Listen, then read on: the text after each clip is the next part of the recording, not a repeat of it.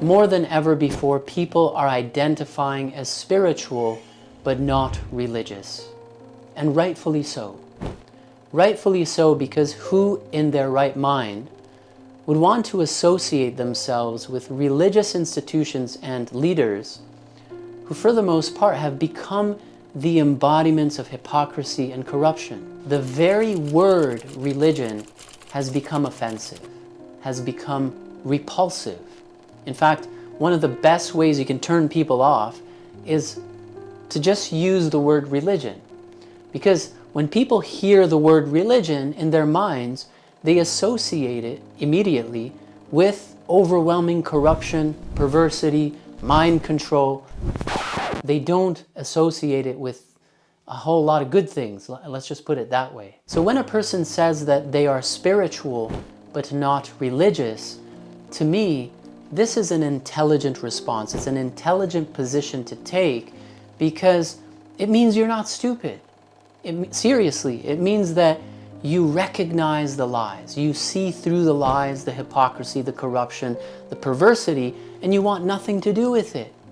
It's an intelligent and moral response to distance yourself from these corrupt institutions, to reject religion. Now, having said all of this negative stuff about religion, which is apparent to most people, in today's video, I would like to propose to you, to the intelligent human being that you are, the spiritual but not religious person, that although religion has been hijacked by bad players and corrupt human beings, and so many atrocities have been carried out in the name of religion, who have given it a bad name, this does not mean that we should discard the system of religion altogether.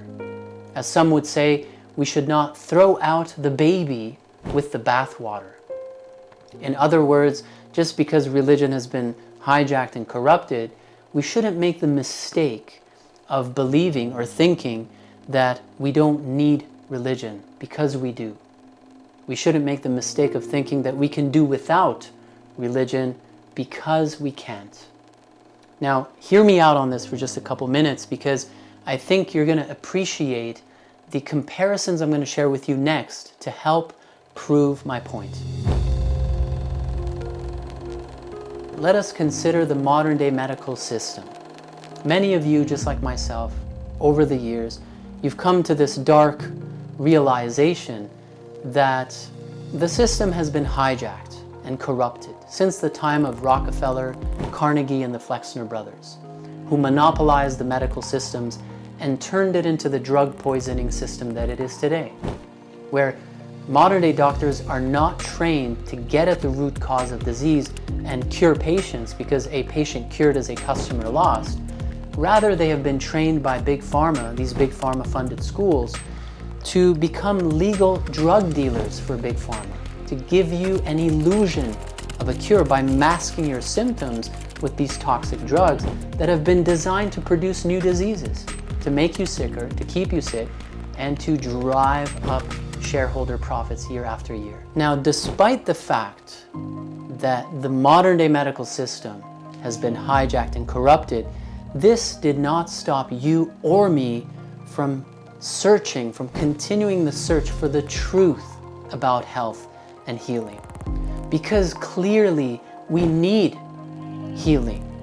Clearly we need real medicine.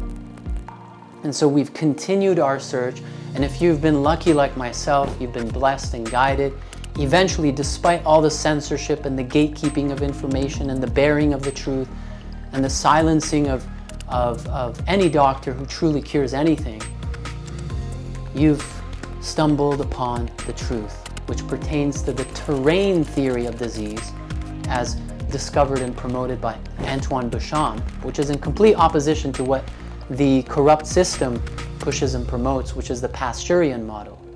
You've stumbled upon the truth, detoxification, alkalization, purification, nutrition, and as you began to implement it, you've healed on every level, and your patients, if you're a practitioner, you see your patients heal. Many of you are aware of the corrupt financial system, how a small group of corrupt human beings have hijacked the financial system. They print however much money they want, using whatever excuses, whatever crises they come up with, to cause inflation, steal your purchasing power, crush the middle class on an ongoing basis, to keep you in your place, to enslave you, to keep you enslaved.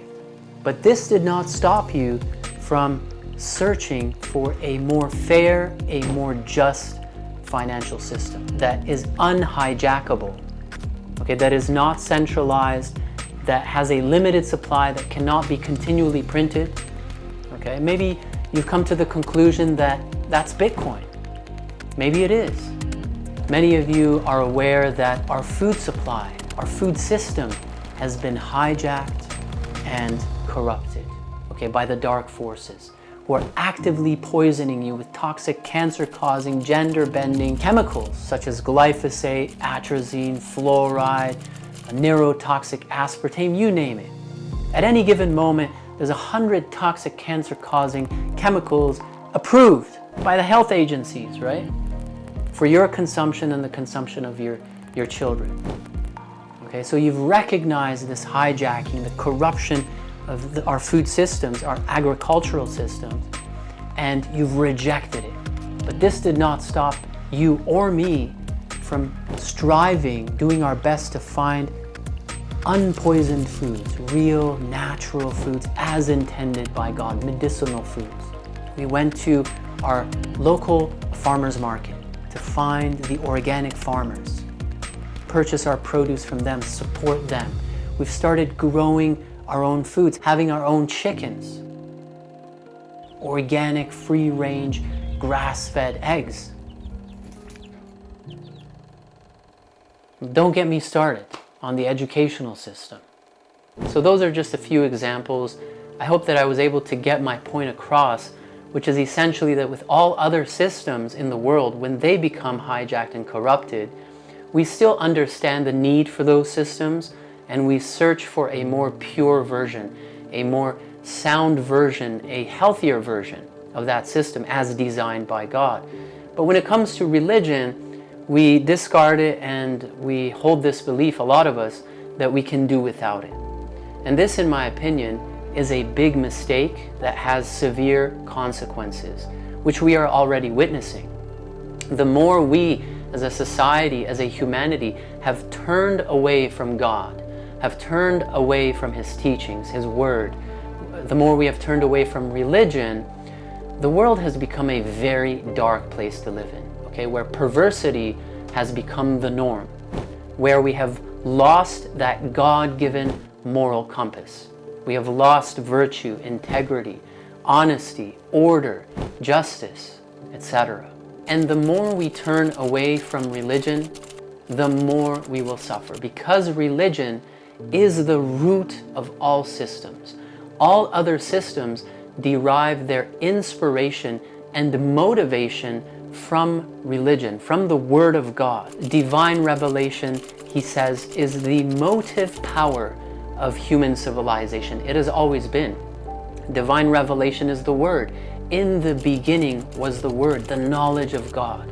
If we are, first and foremost, spiritual beings, which is what all the divine prophets of God throughout the ages have taught, that we are not merely physical, material, sexual beings.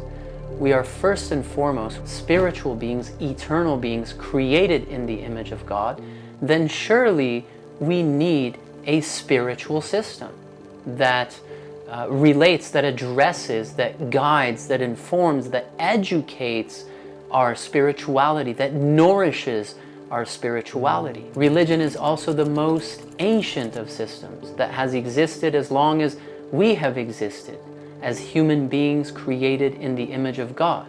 Religion has been the greatest force of good until, of course, it became hijacked, because religion has its springtime, it has its summer where its full capacities are expressed, it bears its fruits, and then eventually religion experiences its winter. Okay, it loses its influence, the leaders become corrupted, etc. And this is why God has continually renewed his religion, to purge the forces of darkness that have interposed themselves between God and us, in order to reestablish that connection that binds us to him. Religion is the greatest of all means for the establishment of order in the world and for the peaceful contentment of all that dwell therein. Religion is a radiant light and an impregnable stronghold for the protection and welfare of the peoples of the world. For the fear of God impelleth man to hold fast to that which is good, and shun all evil. Should the lamp of religion be obscured, chaos and confusion will ensue, and the lights of fairness, of justice, of tranquility and peace cease to shine. There are many of you, I'm sure, who, although having rejected religion, you are searching for a new religion, a pure religion, a fresh religion that satisfies all of the requirements of being free from corruption, of being free from sectarianism and division, a force for all that is good, a religion that is unhijackable, a religion that is impervious to becoming corrupted, etc., etc. And if you embark on that journey, you may come to the same conclusion as I have, which is that the Baha'i faith satisfies all of these requirements, all of these characteristics. And so I would like to invite you to research the Baha'i faith. Keep in mind that I'm not a preacher. I don't get paid to make these videos. I'm just sharing with you this truth out of the goodness of my heart. Just like I share with you all of the truths I discover about natural healing and health, which has gotten me censored and shadow banned and deplatformed time and time again. I'm just sharing it with you because this one happens to be the most impactful truth that I have discovered that has revolutionized my life on every level. And so that's why I'm sharing it with you. If I had not been lucky enough to find the Baha'i faith, then like many of you, I would have remained spiritual but not religious. But because I have been blessed to recognize the Lord of the age and his divine blueprint for the time we live in, I have that responsibility, that duty to share this gift with the world, which is not ours. It belongs to you. It belongs to the entire world. Many of you have completed the first step, which is recognition that the religious systems have become corrupted and rejecting it. And my invitation to you is to take that second step and research a religion which satisfies all of the, again, requirements of purity, of divinity, of godliness, essentially, and then make up your own mind. So that's it for this video, guys. Thank you for tuning in. If you enjoyed this video, if you found value in this video, please do comment, like, subscribe, and share this video, because God and religion are being shadow banned on YouTube and Google, as per Google whistleblower Zach Voorhees. You can look it up. So please share this video if you resonate with it. Thank you for tuning in. I'll see you in the next video.